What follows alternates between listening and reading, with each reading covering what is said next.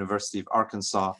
So we'd like to thank Seattle Science Foundation and all the folks who have put together this interesting spine case conference. It's been a real pleasure to both watch these and to now be involved with these. So we've been asked at Department of Neurosurgery and Orthopedics at the University of Arkansas for Medical Sciences to present on sacral tumors. And this is an outline of what we are doing tonight. There'll be a short presentation on both the historical perspectives, but also the anatomy and some of the basic surgical principles. Then we'll get into a synopsis of the three important principles of surgical management of sacral tumors. And then we have three case examples of sacral tumors for discussion, and then a discussion on broader aspects of surgical management of these complex and challenging tumors.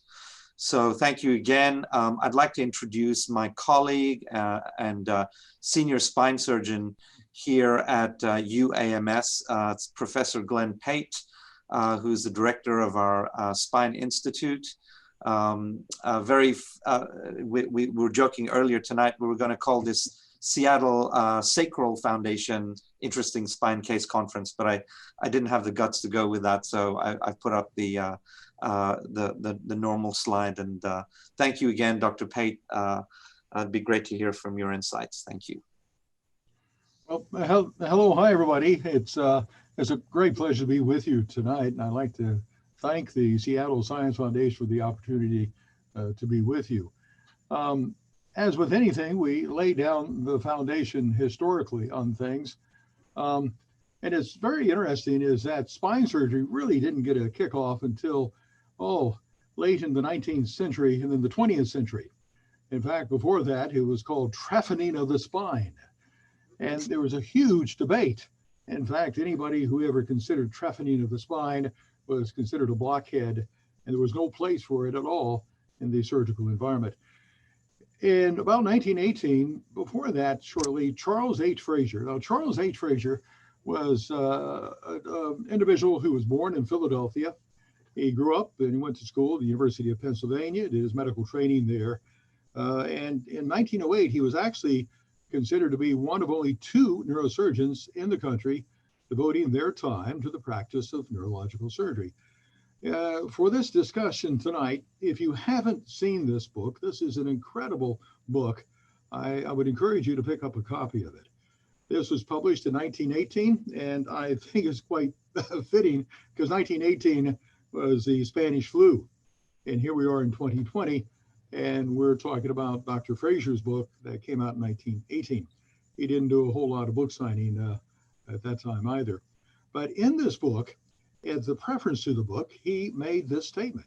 He said, in surgery of the spine, the indications for surgical intervention have increased rapidly in the last decade, and a wide field of opportunity has now been opened.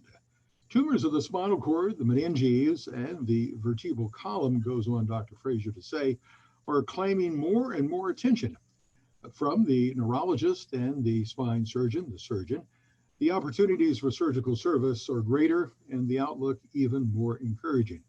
How often have many of us heard that, particularly around the 1960s, 1970s, 1980s, and 1990s? The functional end results, which is what we are all still concerned about, have become better and better and better. It is partly because of our ability to localize these tumors earlier. How often have we said that? If we could only catch this thing earlier and with greater precision than heretofore, and partly because of the improved operative technique that has followed and now we enjoy. Sounds very much today, doesn't it? It could be in a preface. Experience has proven that the spinal canal can be opened at any level, from the atlas down to the lowest portion of the sacrum. And believe it or not, in 1918, we can now do it safely. There has been, and there still is a belief though, that if you take off too much of the spine, says Dr. Frazier, and the lamina, and I love this word, it will rob the patient. It robs the patient of the ability to support the weight of his head and body in greater or less measure. So how did they address this in this period of time? taking off the lamina. How dare you trephine the spine and leave it naked? You must do something. So the leading thought about 1918 was that under certain special circumstances, you can take some silver wire and wire the spine together above and below. And silver wire became a staple in not all, but some surgeons' armamentarium. So the whole development of the stabilization was still not totally accepted. And you look at the history a little bit more, it was in 1885, though, that K. Mitteldorf, a German, who recorded the first presacral tumor. And this was a teratoma in a 1-year-old child. And shortly thereafter, these tumors, and some of my older colleagues probably will remember that these were Mitteldorf tumors.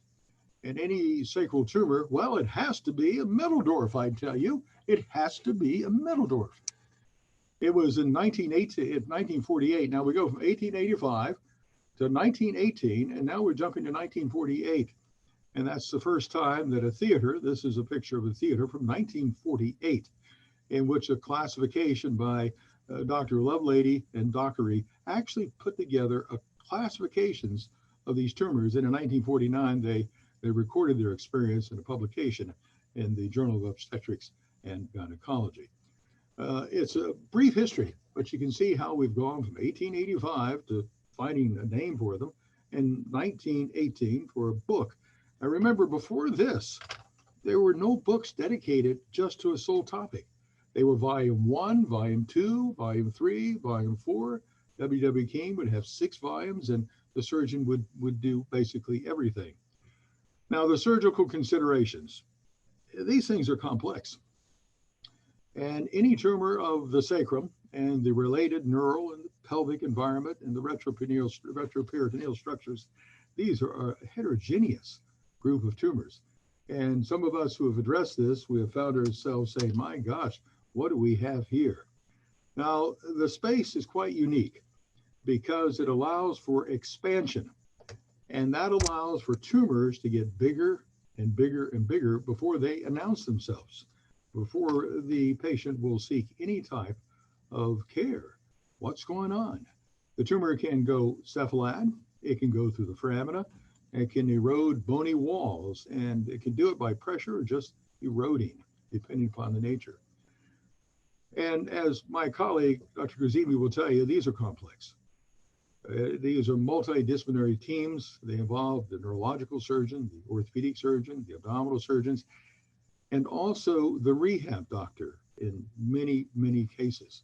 And then thereafter, if you've taken care of these patients, you know that the family member will call you quite often, particularly if they leave the rehab or if they have problems with, let's hope self-catheterization is not an issue, but it can indeed be. A detailed knowledge of the anatomy, the anatomy itself, the bony anatomy is a place we have to start. We also have to understand the functional anatomy as well. You cannot manage these without anatomical eyes. And what's very interesting is that this complex anatomy can be made simple. And there are bony elements separating the ipsilateral foramina, and that's called the costa. If you look at the cervical spine and you go from C1 all the way down to the sacrum, there's no difference. The requirements and the demands placed upon the bony elements may be a bit different, but they're the exact same thing. If you look at the sacrum, here's my good friend here. This is an actual human sacrum, but as you can see, there is a bar crossing this. That bar is the exact same bar you would find at C5. That's the costal process. And then there's a costal transverse process, and then there's a transverse process. So look again, and you can see on my picture here, this is the costa. It is the exact same bone you find in the cervical spine. Now let's look at the other side here. If we go on the other side, what do we have here? We have the transverse process. If you think about the thoracic spine and the very prominent transverse processes and the costal transverse articulations, that costal transverse articulation in this location is called the alar. I will show you a closer book so you get it. I'm sorry I don't have the 3D, but you can see right here the transverse process. It's uniting, just like the thoracic spine, with the anterior costal process to form the ala. The anatomy is the same, whether it's at 1 or at 2. So having the fundamental understanding of these windows of the sacrum and the bony environment is incredibly important. And from that, you can go and you can concentrate more on the vascular and the neural anatomy. But it starts all with this anatomy, the costal process. The cervical spine, the sacrum, they both have a costal process and transverse processes. A very, very important part to remember. The sacral tumors, and my colleague will get into this, but I think most people will understand this, is that the sacral canal will widen over a period of time. And again, that's because there's room to grow. We have room to grow in this environment. It's not beneficial to the patient. The sclerotic border means whitening border, often is a benign lesion. And you see this tissue extending outward. It's going to favor a malignant tumor, just for the residents out. And these sacral tumors, the development is complex. And that's because the embryology is very complex. And if you operate on the sacrum, you should be aware of some of these frequent bony anomalies, because if you do not appreciate them, it's very much like an alligator. If you jump into a pond in South Florida, you may find that an alligator is waiting for you. The same thing applies here. And this is just for a review, particularly for the residents. There's a 5% incidence of sacralization of L5. And then we have a 20% of the sacralized lumbar vertebrae is a complete fusion, so that you only have four vertebrae.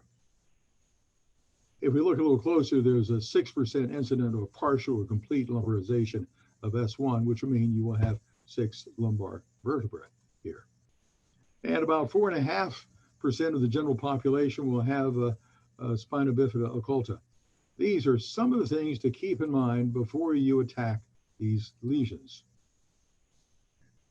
These lesions are most often a defect in embryogenesis. The embryology of this, trying to sit down and look at the embryology, can take a bit of time, and it's quite complex. The bottom line with most of these disordered embryogenic problems is because you have a persistent cell rest, or you have a failure of regression of cells, and you have a defective cleavage of these germ cell layers. And when you think about tumors and these defects, if they're benign, they're often totally asymptomatic. About 50% of the patients will have no pain. We find them in the emergency department after trauma. These are some of the sacral tumors, particularly for residents listening tonight, to keep in mind: the teratoma, the chordomas. Chordomas are vicious tumors. They challenge the surgeon both pre and post-operatively, and even with therapy. There's a complex talk all by itself. Abscesses, we've all dealt with abscesses in this region: the schwannomas, neurofibromas, neuroblastomas, and then the osseous tumors. The most common we see is this giant cell and the metastatic tumors that we encounter quite often nowadays. We pick up on earlier. So with that, I leave you with just an overview of the historical perspective. And I encourage you to pick up bone somewhere along the line and take a look at the costal and transverse processes and what they make up, not only in the sacrum, but the cervical spine. You will find that they're very, very much alike, these bones. And with that, I'm going to turn it over to my colleague. Thank you for the opportunity to be with you, and Thank you. Please be safe and watch out for COVID-19. That's right. Hey, Dr. Pate, thank you so much for that historical perspective and anatomical perspective.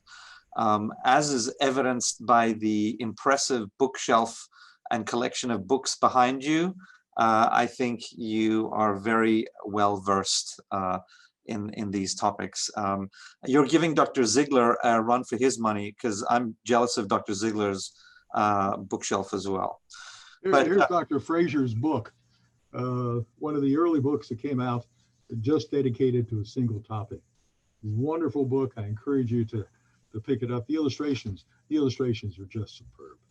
Yeah, exactly. That Dr. Pate always tells me that if you really want to understand anatomy, you cannot look at a textbook after 1966. Is that correct, Dr. Pate? 1966. That was the year when.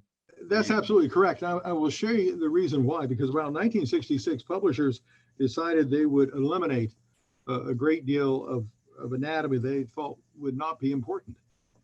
And then Dr. Hounsfield came along with the Beatles and the CT scan, and then we decided, well, some of that anatomy is kind of important.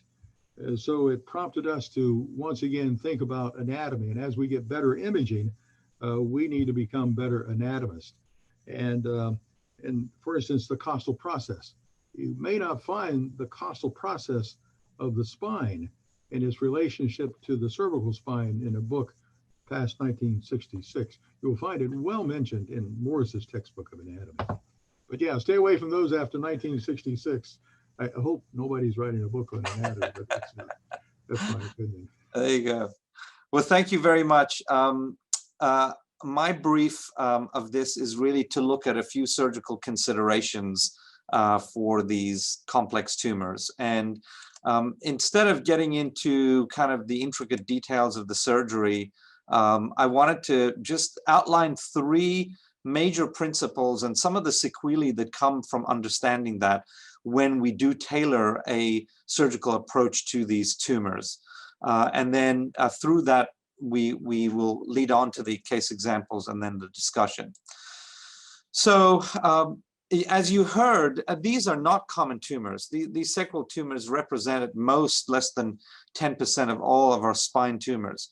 And the majority of the lesions in the sacrum are actually secondary metastatic lesions. And the most common primaries are breast and lung and prostate. But there are other metastatic deposits too. For example, thymus has been reported, colon has been reported. All parts of the integumentary tract have been reported to spread to the sacrum. And as you can imagine, due to its large surface area and relative high vascularity, it does form a bed for deposition of these tumors. Probably the most challenging and the most difficult sacral lesion to tackle are the primary osseous tumors. These, many of them are malignant, and when they present to us, often in large size, again, because Dr. Pate said that they can grow to a relatively insidious size without clinical presentation, they've often eroded the sacrum, they have eroded into the surrounding soft tissue, they've involved the viscera and the vascular tissue in the ventral aspect of the sacral space in the retroperitoneum, and they are very difficult to manage, particularly with other adjuvant treatments such as radiation and chemotherapy. And these are things to remember. But the considerations that I really wanted to tackle tonight, rather than kind of go through each individual histological species of the sacral tumors and talk about this and that, I mean, those can be found in a textbook. I really kind of wanted to hone in on the things that as a surgeon should really be going through your mind when you tailor a surgical strategy. And while they appear simple and obvious, the consequences for surgical tailoring is profound. So probably the most important consideration is that of maximizing and preserving the neural elements and neurological function. This is key because the sphincter function is focused here with bowel and bladder. And if you have a lesion that involves, or you perform a surgical treatment which sacrifices the high cervical nerve roots, as we'll discuss, then those are prime targets to lose. And the second one is avoiding the viscera and the vascular structures. And the third is consideration, at least, for stabilization through lumbopelvic fixation is necessary. And I really kind of try to make this a tentative point because it is not necessary in every case, even though as kind of complex spine surgeons and spine surgeons, at least in institutions where we see these lesions, we tend to think of stabilization. There are key kind of points to it, elements to it that may prevent the need for it. Yet when there is a need for it, there has been a real evolution, and we'll discuss that in a little bit. But I want to start with the neural preservation. So obviously we talked about the importance of maintaining the sacral nerve roots. Unfortunately, it is a common practice in the resection of these sacral tumors for obvious reasons. When the tumor extends up to the L5-S1 disc space and involves S1 or S2, you really can bet that there's going to be profound functional implication.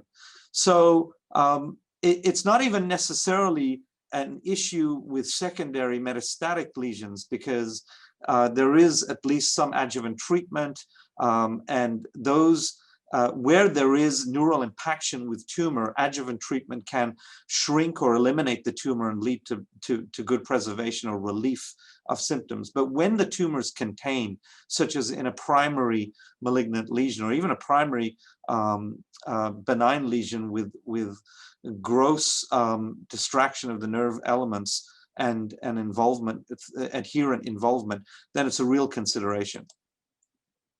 So basically, what I want to kind of have you focus on is that of the en-bloc sacrectomy.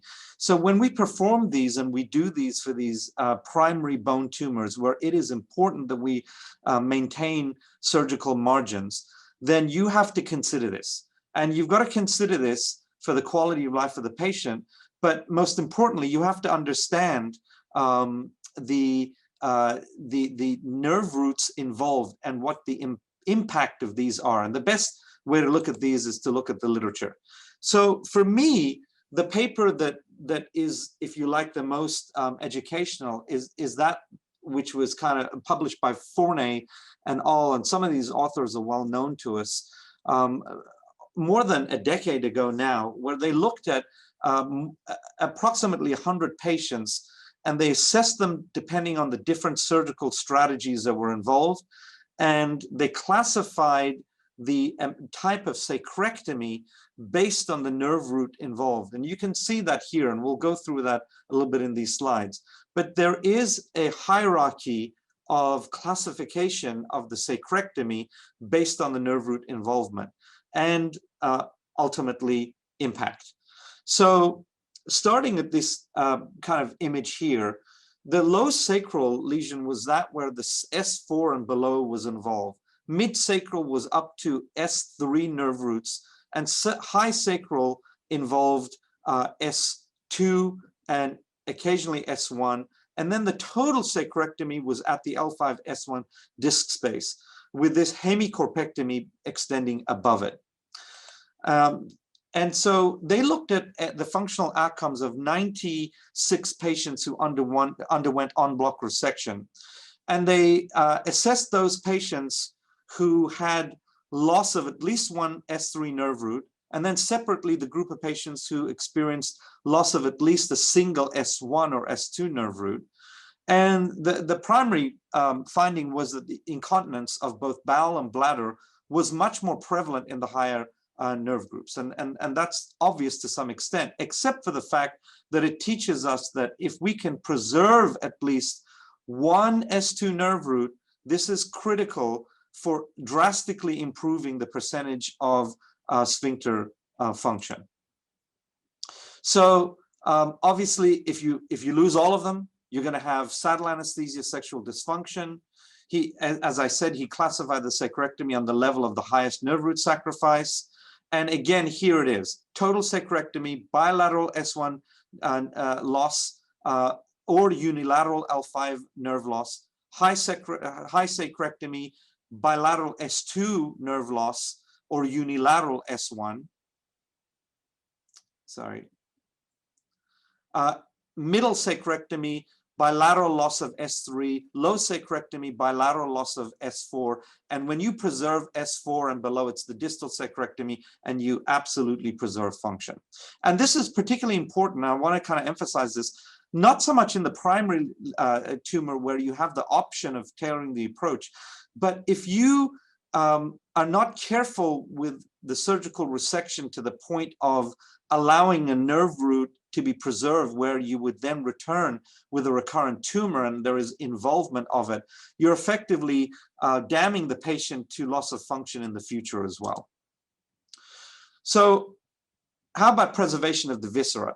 So obviously, this is a very important preservation of tumor that extends into the soft tissue, into Waldenstrom's perirectal fascia, and involving the abdominopelvic viscera and the vessels. Traditionally, the thought process has been that we perform this anterior-posterior approach where we come from a ventral aspect and we separate the tumor from these viscera and vascular structures, typically through laparotomy to gain maximal access. The disc space may be resected from the anterior approach, so we clearly separate the superior part of the spine away from the sacropelvic complex. And then in doing so, we repair that defect with our plastic friends and colorectal friends through a rectus abdominis flap or an amental flap that's vascularized and will preserve vascularity to that region. And then we return to the posterior aspect of the tumor and we resect it from a posterior approach. And there's clear benefits in doing this because you preserve integrity of the ventral structures. You are able to directly see where there's adherence. But the problem is that this is a huge operative load on these patients who often have complex and involved disease, as you'll see in the case examples. So then came across this concept of the posterior only approach.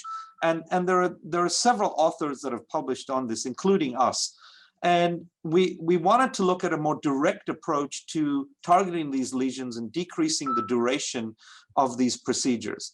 And what we found was that, yes, there was adherence and invasiveness. Vascular and visceral injury was involved. You did need better imaging in terms of understanding what soft tissue and viscera had been involved, so there's more of a burden. However, there is a payoff where that's possible, and you should at least absolutely consider a posterior approach where it is possible.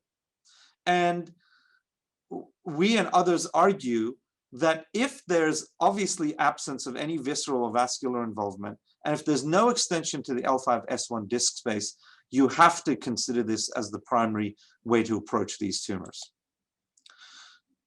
How about the third topic of stabilization? So coming through with the sacrectomy and more involvement of the SI joints became the understanding that you had to stabilize this segment and lumbar pelvic stability had to be achieved. And the pelvic ring, it's probably well known to the orthopedic spine surgeons through the orthopedic work, but as a neurosurgeon, I didn't really understand the concept of the pubic symphysis and the stability of the pelvic ring as being an important biomechanical factor to consider. And basically, there were two components that were vital. One was the pubis symphysis, and then the SI joint posteriorly. And we're now, many of us are dealing with the SI joint significantly through our work in deforming and degenerative kind of processes. So we understand its anatomical kind of insinuations and its importance. But the cadaveric studies demonstrated that if more than 50% of the joint was intact, that was critical to maintaining the pelvic ring integrity to avoid then lumbar pelvic stabilization. So if it's lost, if there is more than 50% involvement, then you should consider it.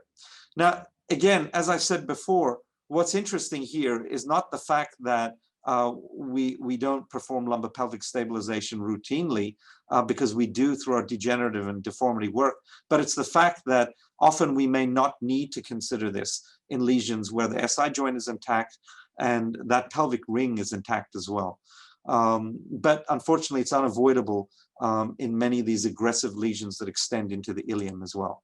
So in conclusion, you got to remember neural preservation, visceral preservation, and the soft tissue.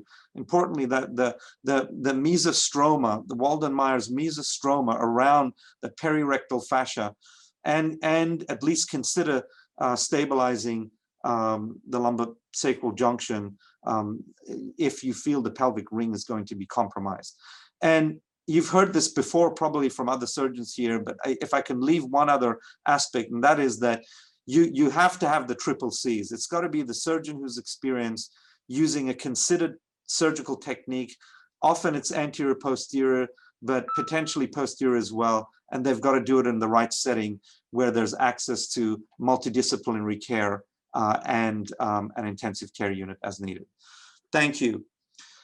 So now we'll get on with the cases.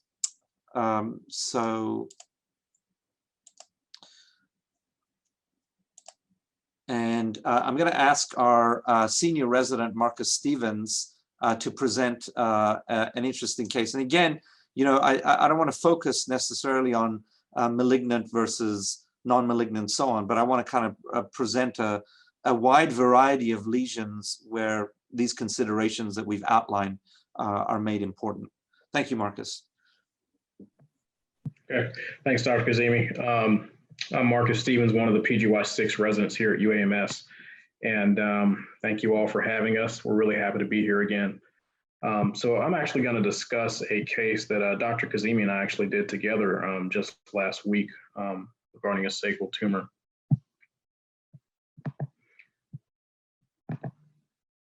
So this was a 73-year-old gentleman who actually had a history of a melanoma of the face. It was resected surgically several years ago.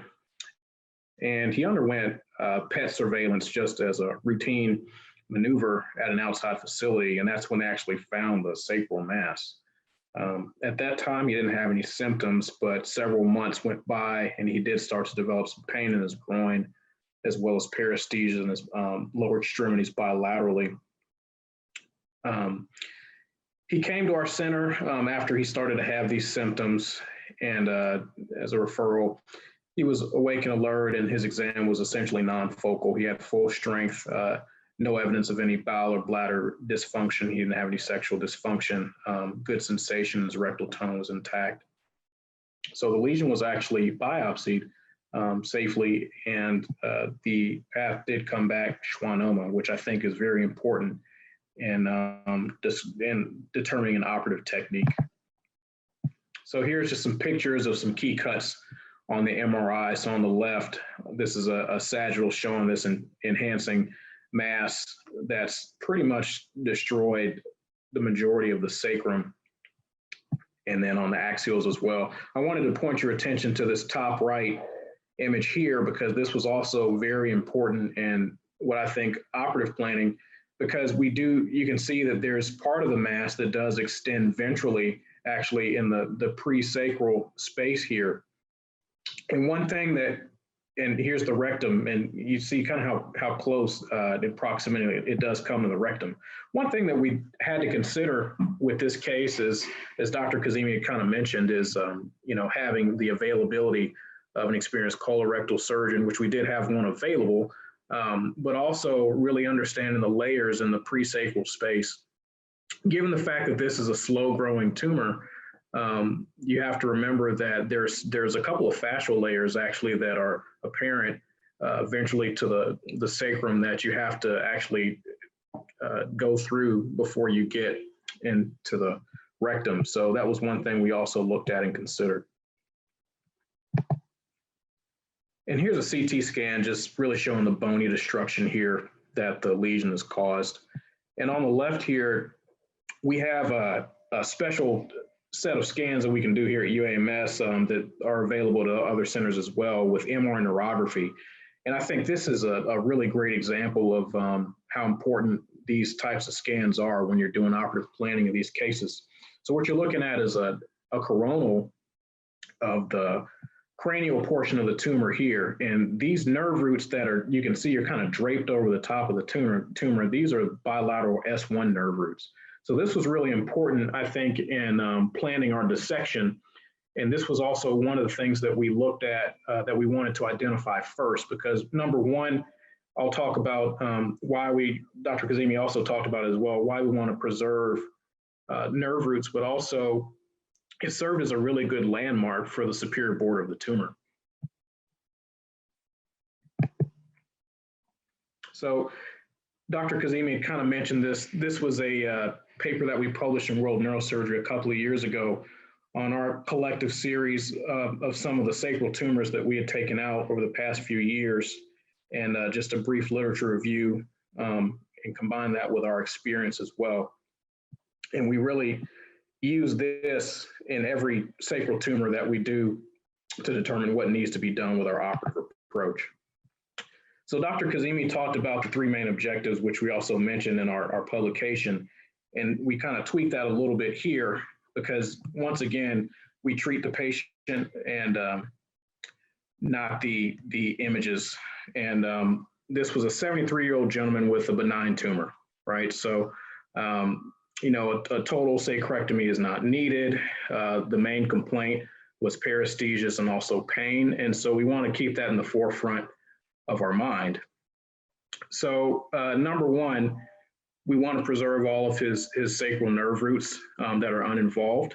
The patient doesn't have any neurologic symptoms. I think just with the slow growing nature of the tumor, his bowel and bladder function was able to be preserved and compensated for. And of course, maximum safe resection of the mass.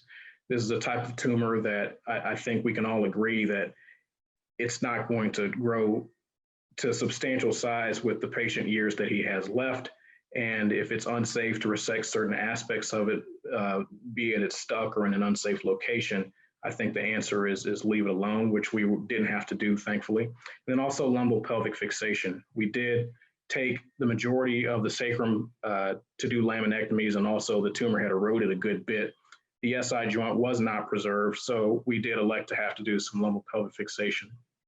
So in the surgery, we started with L5 and sacral laminectomies to expose the full breadth of the tumor, as well as the bilateral S1 nerve roots, which we did follow all the way out to make sure that we had good visualization of those. As with any large schwannoma, the beauty of the schwannoma is it's got a great capsule. You can shrink it down. You can do internal debulking, and this helps us to mobilize things. So the thecal sac and the nerve roots were running on top of the tumor. So one strategy that we used was to get into the tumor fairly early after we identified S1 and debulked internally, and that made it so much easier to move things around. We looked at the MRI, and we had a good suspicion based off the MRI that it was the left S2 nerve root from which the schwannoma was derived from. So that was confirmed intraoperatively. So we were able to tie that off after testing. We got no response with neuromonitoring. And finally, for lumbopelvic fixation, we did an L4 to ilium quad rod construct.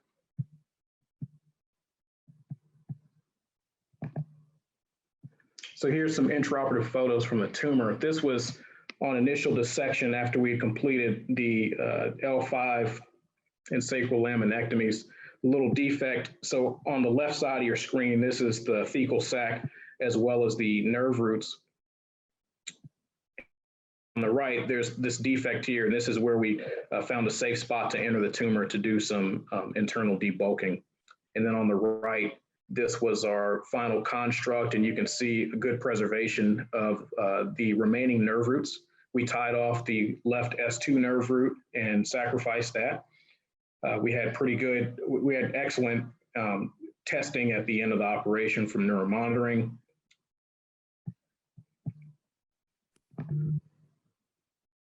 And here's a post-operative MRI showing that we were able to get all of the tumor. I also wanted to point your attention to the axial. So one thing we considered in the surgery was the ventral portion of the tumor that was presacral. So we were actually able to shrink this portion down using a combination of microsurgical technique and bipolar. and actually deliver the tumor back into the sacral space and ligate it at the point of normal nerve root. So we also left the cortical rim of ventral sacrum there somewhat to try to protect the rest of the ventral structures as much as possible. We didn't feel the need to take anything else. We had good resection of all the capsules, so we left that alone. Post-op, the patient did very well. He was able to have the Foley removed post-op day 1. He was able to mobilize well. He didn't have any deficits, and he was actually ready for discharge on post-op day 2. And here's just a post-op x-ray of the construct here. All right, thank you. Thank you. So I don't know if it's we have time for a quick comment or discussion amongst the faculty here or not, but I had a couple of kind of considerations here. One was that this was, yes, it was a schwannoma. It was a peripheral nerve sheath tumor. It was benign. There was no evidence of malignancy, at least as what was kind of suggested by the imaging, as well as the frozen section and the preoperative biopsy. But it involved all the way to the anterior aspect of the sacrum. Would you have just performed a complete sacrectomy and placed horizontal stabilizing elements to it to bring the two pelvises together or prevent them from being distracted? Or because we preserved the anterior-most cortex of the sacrum and that top of S1, as you saw, you know, what was this unnecessary? I'm speaking to hear if anybody else had any different surgical perspectives on doing this. If not, it doesn't matter, because the next couple of cases are show very similar problems, and we can tackle them again. Actually, I have a quick question. Yeah. You know, obviously, you did an extensive posterior decompression to kind of get your laminectomies out of the way and get good exposure, and I thought the presentation was fantastic. Just from a technical issue, because this could be a really long, arduous surgery. Are you using any of the technologies like ultrasonic scalpels, like the Masonics, to try to do your laminectomies quicker, to just kind of get things exposed, well, as opposed to the old just kind of take a few bites at a time? Yeah, I have to be honest with you. The tumor did a lot of that work for us, because, and this is a schwannoma. It's a peripheral nerve sheath tumor. So I have a series of 4 of these now that involve the sacrum and look like that. We just presented one of them, but in our paper we present the others, and it does the work for you. This tumor had eroded most of the dorsal elements. It had left some of the ventral elements at S1 and had gone all the way to the SI joint and involved past the SI joint. I mean, this is a schwannoma. But to your point, absolutely. I mean, I think the only consideration I would have is that the thecal sac at that level, the sacral thecal sac, is so thin, and it is so easy to tear it, and it is so difficult to repair it, that I am very cautious with respect to that. But in a non-malignant tumor, it will do the dissection for you. And yeah, I mean, we would gladly use Misonics.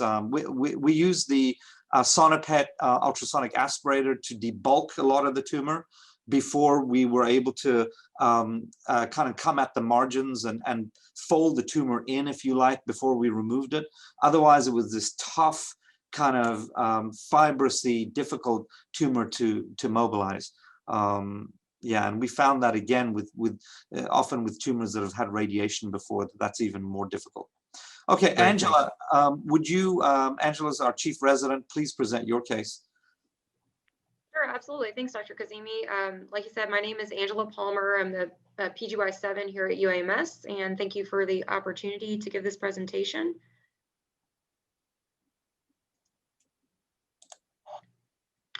So I'm presenting, it's a 60-year-old female. She had a 6-month history of poor exercise tolerance. She really wasn't able to leave her house and do much, secondary to fatigue, as well as low back pain, and then radicular component of the pain into the bilateral lower extremities that she wasn't able to well describe, as well as unintentional weight loss. She also had associated nausea, vomiting, and abdominal pain in the bilateral lower quadrants. She did not complain of any urinary or fecal incontinence or any sexual dysfunction. On physical examination, she was neurologically intact with full strength and sensation. Rectal tone was intact, but during the rectal examination, a firm mass was palpable dorsally. And then, as stated, she had mild tenderness to the palpation of her lower abdomen. Of note, she did not have any prior history of cancer. So CT imaging was actually obtained by her primary care, secondary to these complaints, and it showed this large destructive lytic sacral mass. It extended from the mid portion of the S1 vertebral body to approximately S4. A biopsy was then obtained by an outside facility of the sacral mass, and it demonstrated squamous cell carcinoma. The patient was then referred to us for further management. Just of note, there wasn't any other area of obvious disease concerning for a primary source on the CT chest, abdomen, pelvis imaging that they had obtained. She also underwent a preoperative colonoscopy given the firm mass that was palpable on the rectal examination and the proximity to the rectum.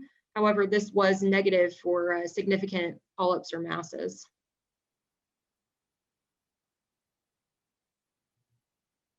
So here is a coronal view of the CT scans. You can see the lytic destruction and proximity to the sacroiliac joints. And this is a post-contrast coronal MRI that reveals the large enhancing sacral mass with irregular margins. The mass was encasing the S1 through S4 exiting nerve roots. And if you scroll through that coronal, you could actually see the nerve roots within the mass. And here's a post-contrast sagittal view MRI that reveals that large enhancing sacral mass. The mass was ventral to the sacral thecal sac, and there was a large portion of it that projected into the presacral space and pushed up against the rectum. And so for that reason, there was concern for potential violation of the fascia that Marcus talked about. So our operative strategy, continuing along with those three principles, we planned the surgery with colorectal surgery given the proximity to the rectum. A posterior only approach was the primary plan, but there was an option to continue anteriorly if there was violation of the viscera found during the posterior approach. And our goal was to obtain a gross total resection. The colorectal surgery team joined us, and the goal of the operation was really curative because this patient had locally advanced malignancy, but no evidence of other disease. So without surgery, there was a concern that the mass would continue to grow, given that it was fairly malignant in appearance on the prelim pathology, and that could compromise the anterior viscera and the sacral neural elements, leading to compromise of the neurologic function of this patient. So we hope to preserve the L5 and the sacral nerve roots as able, and we also planned instrumentation from L4 to the ilium for reconstruction and stabilization, as continuity between the lumbar spine and the pelvis we felt was lost based on the CT imaging. So an incision was made. We exposed L4 to the lower sacrum. Lumbosacral laminectomies were performed. And as we had expected, the bulk of the tumor was ventral to the nerve roots, but there was some encasement, mostly at the proximal portion of the thecal sac. The tumor was adherent, but it was able to be carefully peeled from the S1 through the S4 nerve roots. So we did not have to sacrifice any of those roots. And finally, with the assistance of our colorectal surgery team, the tumor was dissected off of the mesorectal fascia. And there we found a clear capsular plane at the site and saw no evidence of violation of the fascia. So we decided not to pursue an anterior approach and felt that it was unnecessary. Grossly, we obtained a complete tumor debulking. Finally, lumbopelvic instrumentation was performed from L4 to the ilium. We placed 2 iliac screws bilaterally and then a quad rod construct and placed a cross link. So here's some intraoperative pictures showing the sacral thecal sac post-sacrectomy and tumor debulking. On the left, you can see all the nerve roots are still present. The stabilization construct is shown to your right. And then no neuromonitoring was stable during the procedure.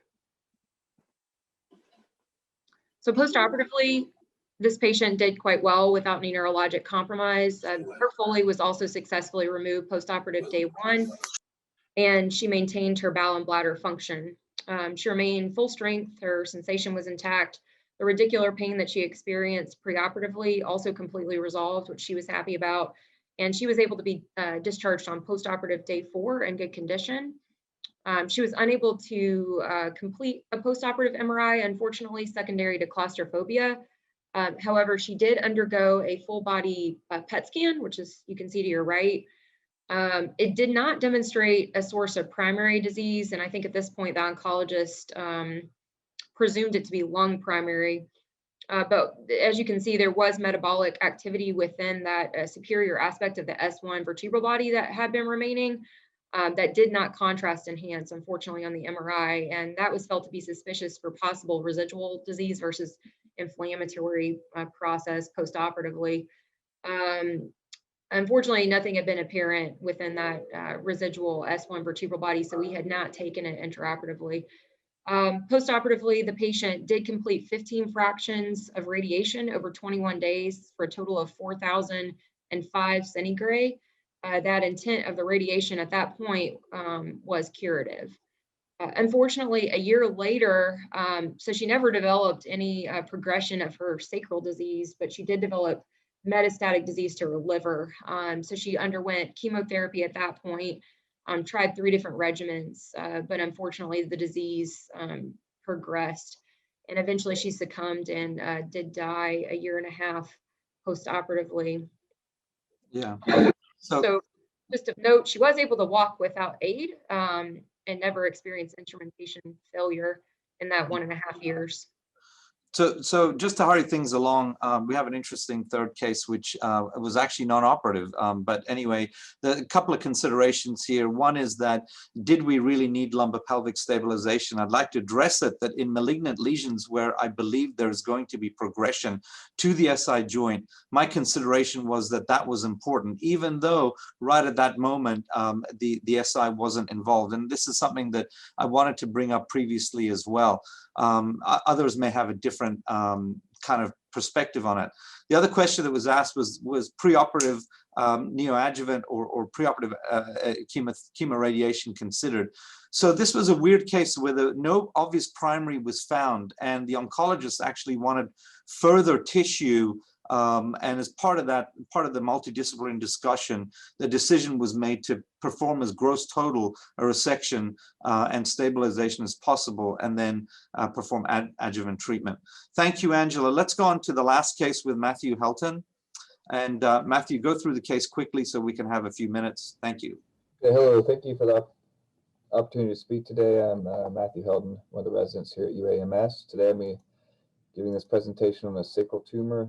So this 58-year-old female had 18 years prior to presenting. She had a lateral L1 corpectomy and T12 to L2 fusion for a traumatic burst fracture in a car accident. And then 2 years prior to her presentation, she presented after a fall, or she fell and then had been unable to straighten out her legs since, making her bedridden. And then over the past several months prior to her presentation, she began to see pain specialists for her low back pain, and they actually performed pain injections. I believe they were epidural steroid injections, but we don't have those records. And of note, she had been incontinent of her bowel and bladder function for over a year as well. So no really further history is nothing more contributory.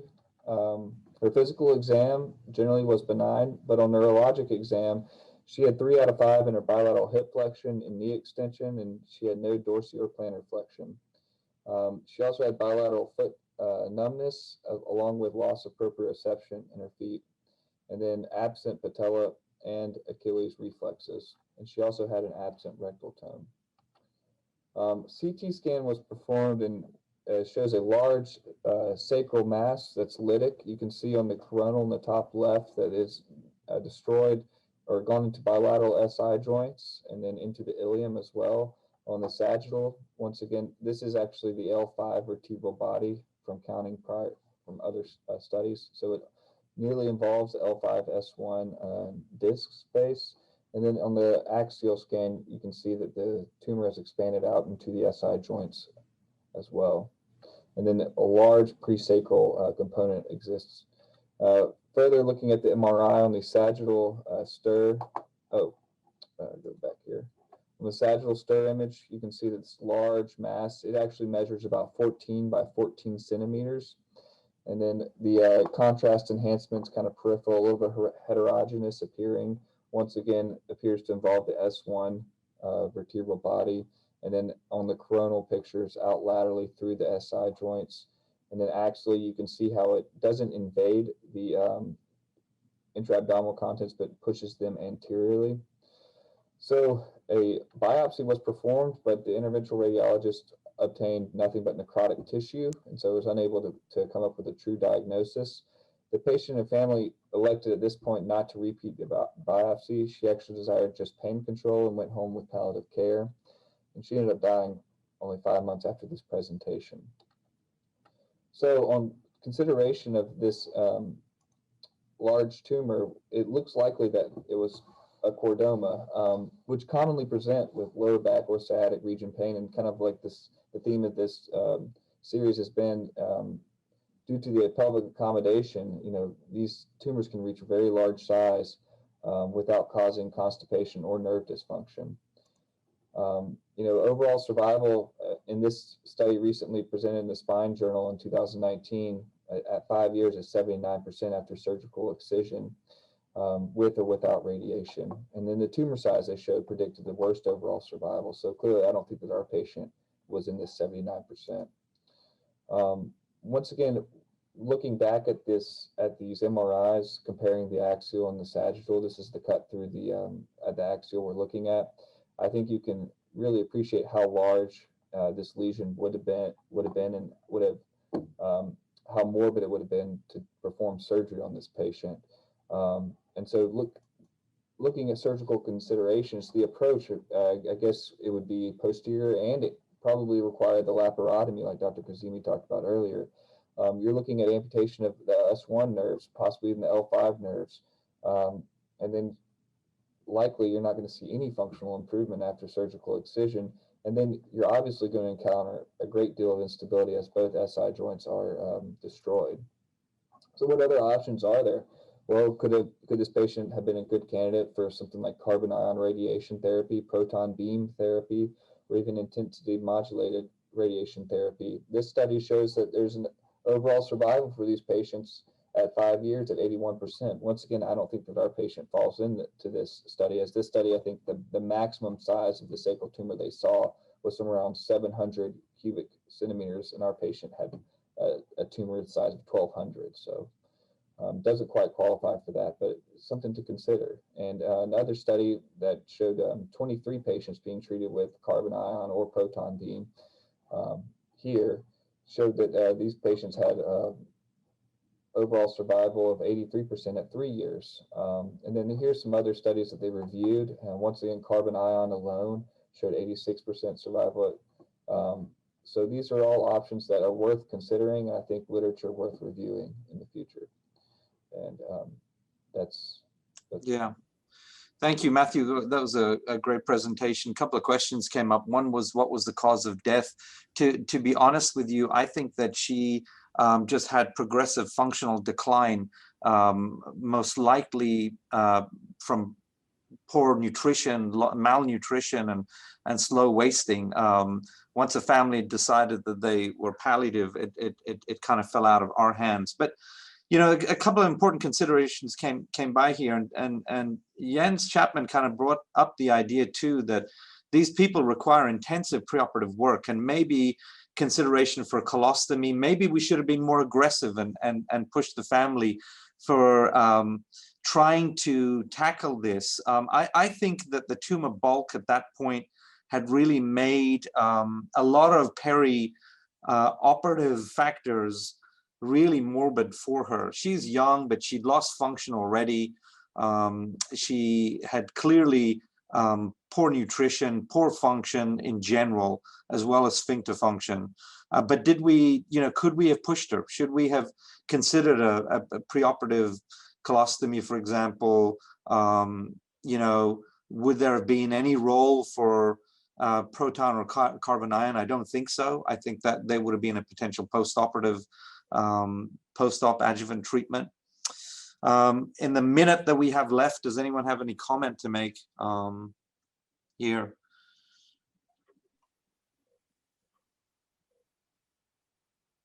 If not, I really enjoyed this topic, and I hope we demonstrated the complexity of these cases and the considerations, rather than purely just the surgical technique, the important perioperative considerations in tailoring your technique and really making sure, again, that hitting the triple C's and understanding the patient well. Thank you very much on behalf